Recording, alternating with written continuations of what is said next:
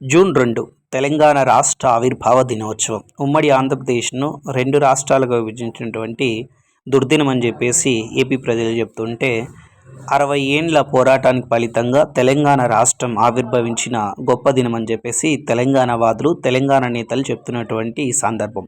So ఇటువంటి సందర్భంలో అందరికీ ఇప్పుడు ఒక చర్చ మొదలైంది. ఏంటంటే, తెలంగాణ రాష్ట్ర సాధనలో కేసీఆర్ పాత్ర లేదా అని చెప్పేసి కాంగ్రెస్ పార్టీ ప్రచారాన్ని ఉధృతంగా చేస్తుంది.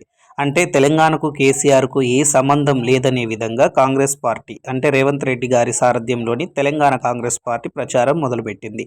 అసలు కేసీఆర్ అనేవాడు లేకుంటే తెలంగాణ రాష్ట్రం అసలు ఆవిర్భవించేది కాదన్నది వాస్తవం అని చెప్పొచ్చు.